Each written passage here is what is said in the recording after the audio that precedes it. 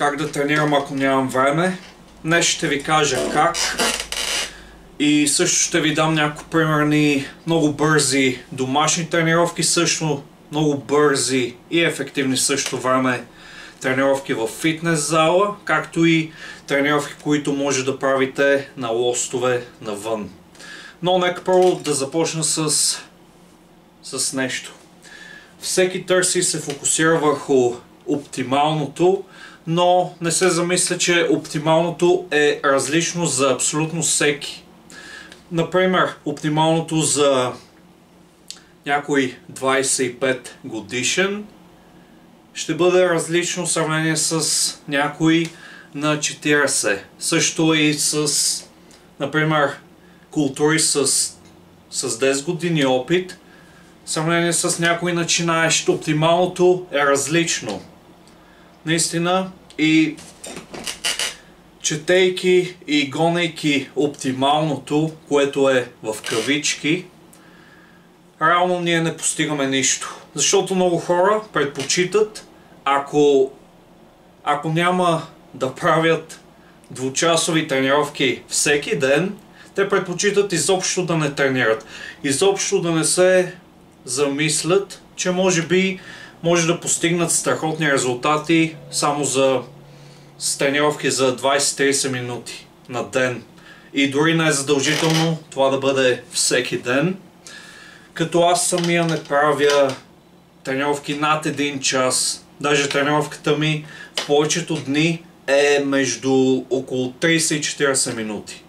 И това е защото искам наистина това как изглеждам е голям фокус за мен, защото все пак качвам видео в YouTube и на още няколко места, което за мен това е важно. Но за много хора, които не целят 100%, като мен, не е нужно да стигате до крайности също.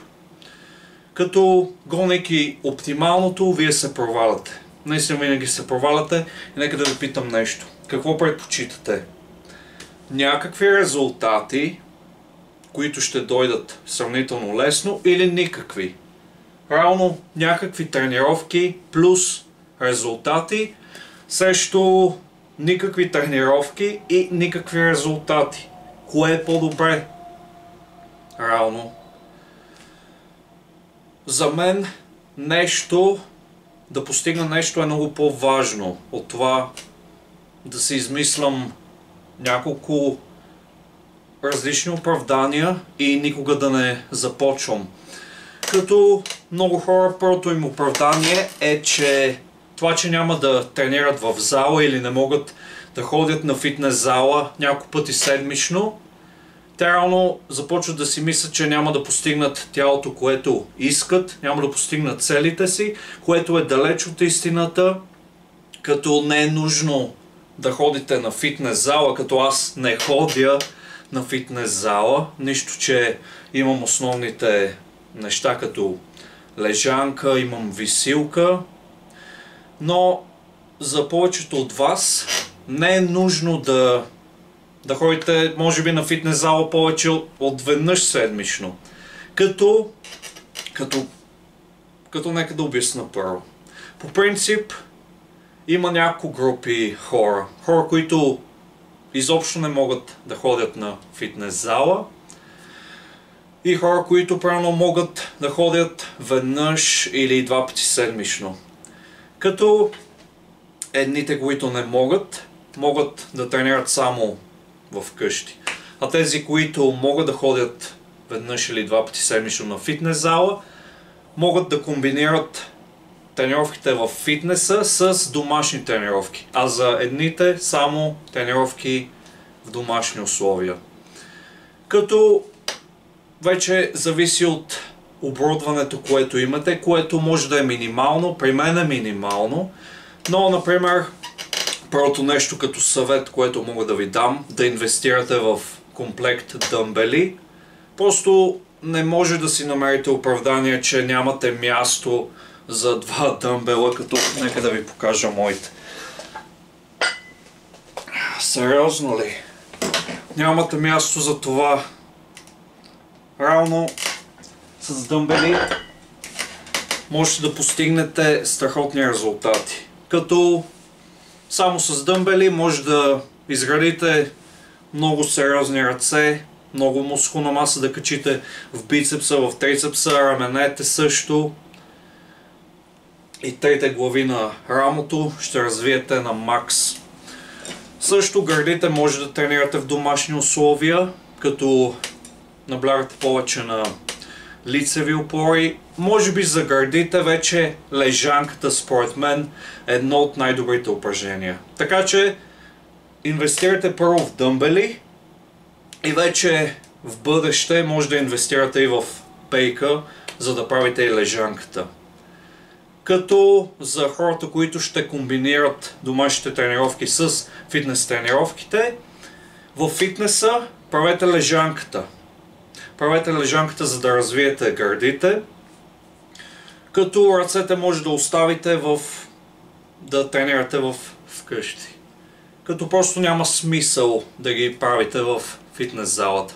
Запазете най-важното за фитнес залата, като клековете, като различен вид, различни вариации на лежанката, наклонена лежанка, хоризонтална лежанка.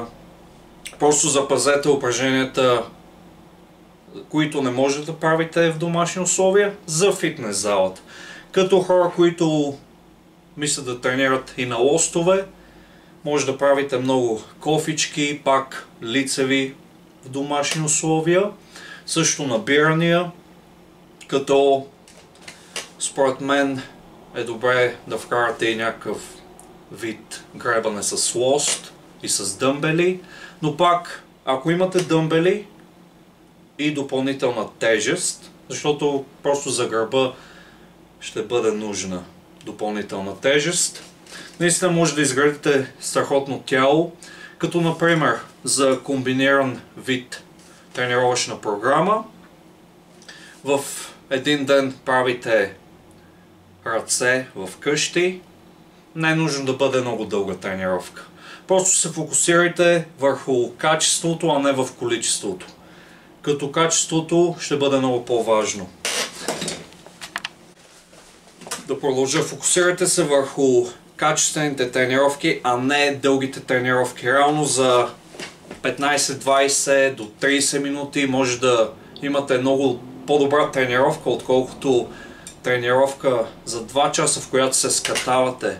Реално не е нужно да тренирате дори повече от час и за някои хора повече от 30 минути просто няма смисъл. Като аз се придържам към малко над 30 минути, но не повече от час и нещо. Като пак казвам, моята цел е по-сериозна.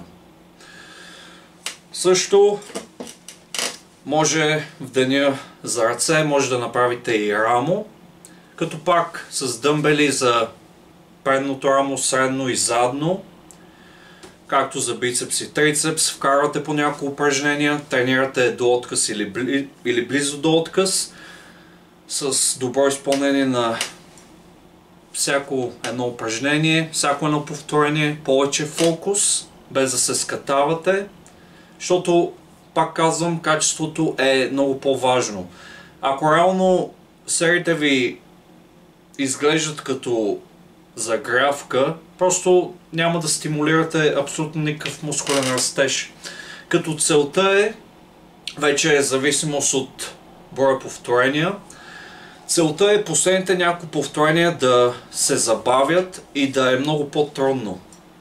Реално просто стигате до точка, в която повече не може да изпълнявате повече повторения или просто изпълнението на упражнението е много зле. Реално няма смисъл, спирате серията и продължавате към следващото упражнение или мускулна група. Също, абсолютно всеки ден може да правите кофички плюс някакъв вид набирания, да сменяте хват.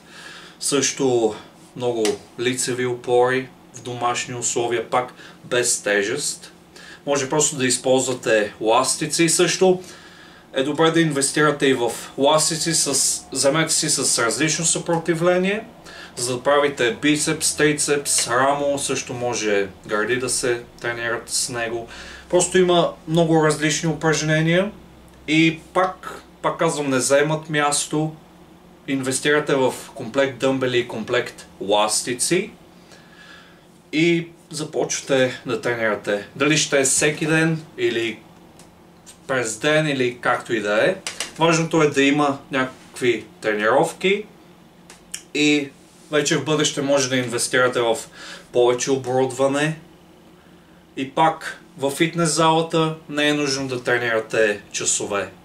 Може тренировката ви да бъде под час, пак качеството е много по-важно. Реално вие ако се натискате, вие просто няма да можете да тренирате толкова дълго време.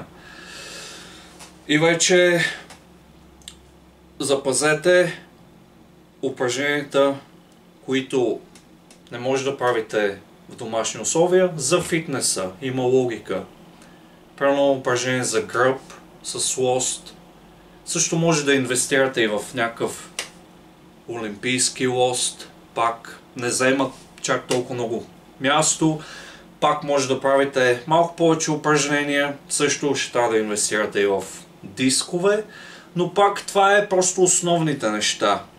И вече след това вие си решавате дали да разширите домашния си фитнес или да се придържате към смесените тренировки или изцяло домашни тренировки с ластици, дъмбели и вече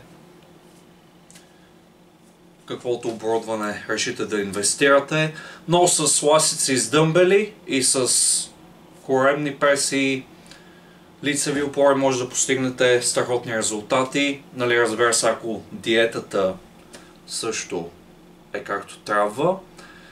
И просто нямате оправдание. Току-що ви дадох много добър план. Просто хората си търсят оправдания. Реално, може би за определен човек да прекарва 2 часа във фитнеса е оптималното. Но за повечето от вас не е оптимално. За повечето от вас трябва да намерите оптималния вариант, който е тренировки в домашни условия с дъмбели, с ластици, веднъж седмично в фитнес залата, като правите упражненията, които не може да правите в домашни условия и ще постигнете резултати, ако сте постоянни. Това също е много важно. Постоянството е супер важно, не се отказвате и имате реалистични очаквания.